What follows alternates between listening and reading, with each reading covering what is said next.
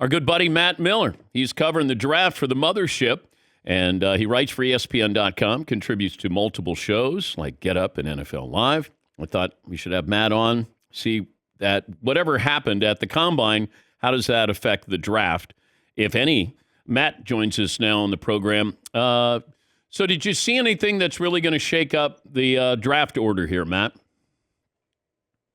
Yeah, Dan, I think anytime you have a quarterback who is 6'4", 244 pounds, runs a 4.43, and then lights up the throwing workout like Florida's Anthony Richardson did, it's going to shake things up. Whether people want to say the Combine's overrated or underwear Olympics don't matter, they do. With Anthony Richardson, we knew he was athletic. We knew he had a big arm. We knew he was working on improving things like his footwork that was going to make his accuracy better.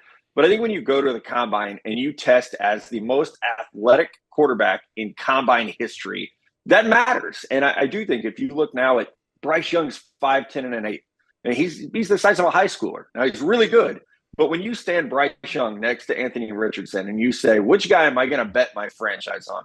I do think it is hard to look at them standing side by side and say, hey, Bryce Young is our guy. And I love Bryce Young. He's my top quarterback in this draft. But at a certain point, size matters. And even I would throw Ohio State CJ Stroud in there. To be 6'3", 215, standing next to a 5'10" and an 8, 204-pound Bryce Young is a completely different world. So I think, the Combine definitely helps put things like that in context for me, for people that do a job like mine, and also for NFL teams. All right, then give me the downside to Anthony Richardson. 54% completion percentage. It's there. And I think, even that number requires some deeper dives. How many were drops? How many were throwaways? How many were, just bad passes from him? And there are quite a few. And so I think the list of first-round quarterbacks under 55% in their careers, like Jake Locker, Ryan Leaf, and Kyle Bowler, it's not good. It's not a good list of quarterbacks sub 55% in the first round. So it's diving into that context of Josh Allen was not accurate at Wyoming because his footwork was all over the place and the guys he was throwing to were not very good. And so I think with Richardson, now we're all going back. Myself, NFL teams, we're going back of, okay, he only started 13 games in college. He threw fewer than 400 passes. How much of that accuracy is fixable?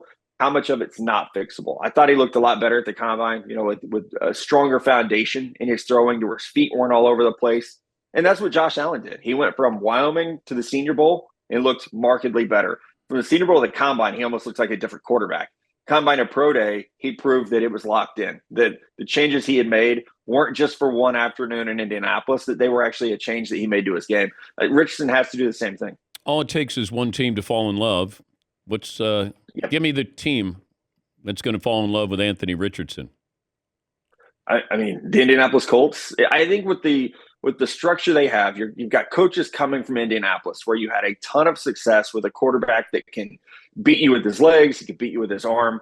And I think you're standing there looking at that player of, hey, there's no one like this in our division, a division that is wide open right now, unless you believe Jacksonville's got something going that they can sustain. So I think Indianapolis is a team that makes a lot of sense. At the number 4 pick, would you rather have Anthony Richardson and all your draft picks or trade up for Bryce Young and not have a first-round draft pick next year? And I think that becomes an interesting conversation for all these teams is the difference between Bryce Young and Anthony Richardson or CJ Stroud and Anthony Richardson.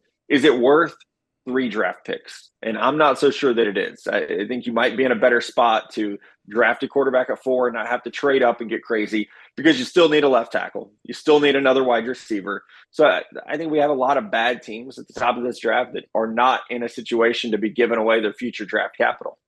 Yeah, I had a NFL scout tell me that the draft comparison, since we always love to do that, for Anthony Richardson was Dante Culpepper. Yeah, athletically, that's a good one. It absolutely is. I think people have to remember what Culpepper was coming out of college, too. We're not talking about late career when he couldn't move anymore. Yeah. But that early career, I heard Steve McNair comparisons as well. Okay. Of someone who just beautiful deep ball, great athletic ability. It's going to get fun. It's going to be a fun 8 weeks. I'm curious about C.J. Stroud. He's sort of the forgotten guy. And if you want to talk an unbelievable performance at the end of the year against Georgia, and it's almost as if, we keep saying about Ohio State quarterbacks, I don't know how good they are. You go back, with Fields and Haskins, down through the list here. Is C.J. Stroud different? And why is he being overlooked when it comes to, we talked about Bryce Young, We talked about Will Levis, Anthony Richardson. We talked about Stetson Bennett more than C.J. Stroud. What are we missing here? We're missing a lot. I think he's the second best quarterback in this draft, and he really might be 1B to Bryce Young's 1A. I mean, like I said, the size is there. His best game, as you mentioned, Dan, was against Georgia, a historically great defense. And he showed all the things that we said he couldn't do. The knock on him at Ohio State for 2 years was not only does he not run, I mean, there are times he just flat out would not run. It looked like it was something he did not even care to try to do. But then you play Georgia, which is a great defense, and he's running, he's rolling out, he's scrambling, he's making all these plays with his legs and his arm. So I think he showed a part of his game that was there, but just not being used. The same thing happened to Justin Herbert coming out of Oregon. People compared him to Joe Burrow and Tua and said he doesn't run, he doesn't use his legs. And then you find out that the Oregon staff didn't want him to run and use his legs because he was too valuable. They didn't want him taking hits that he didn't have to. It makes me think C.J. Stroud's going to be a similar situation where once he's in the NFL, he's going to get opened up and do more things. So everyone does. Everybody wants to scout the helmet and say Ohio State quarterbacks. Michigan didn't have a great run of quarterbacks before Tom Brady. LSU didn't have a great run of quarterbacks before Joe Burrow.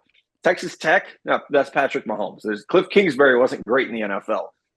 There's always going to be the person that breaks, the cycle. And I do think C.J. Stroud has the arm talent. We've seen now the mobility. He definitely has the football IQ. He throws the best ball of any of these quarterbacks. And his workout Saturday night in Indianapolis was one of the better throwing workouts I've ever seen at the combine. I mean, it was a show. As much as Anthony Richardson's vertical jump and 40 were a show, C.J. Stroud's actual throwing of the football was, I think, just impressive. What are the Bears going to do up top? And they're telling everybody who'll listen, they'd probably trade you guys the pick right now if you called and offered enough. So offer Fritzy to the Bears. They might trade it. I mean, they want to. I mean, I thought it was really interesting that I woke up Monday morning and Peter King had a piece on the Bears trading and Albert Breer had a piece on the Bears trading. Everybody talked to Ryan Poles in Indianapolis, and he told everyone the same thing. They really want to trade that pick. So whether it's how far back, I think is the question. This is not a great top end of the draft, especially now with the Jalen Carter situation and all the unknowns that come into play there. If you're Chicago, you can't go back very far because Will Anderson, I think, has to be your target, the pass rusher out of Alabama. They had the fewest sacks of any team in the NFL last year. They have to get someone who can disrupt the quarterback. And especially in a year where there's not a left tackle who will be a top 5 pick, there's not a wide receiver who will be a top 5 pick, you really can't get out of that range of Will Anderson. So, I mean, do you trade back to 2, 3 with Arizona? I mean, it's going to be – I wouldn't want to get past Arizona because it feels like they would take Will Anderson if he's there. Always great to talk to you, Matt. Congrats on the success, and we'll check in with you as we lead up to the draft. All right. Thanks, guys. That's Matt Miller, ESPN draft analyst, and he writes for ESPN.com, contributes to multiple shows, including Get Up and NFL Live.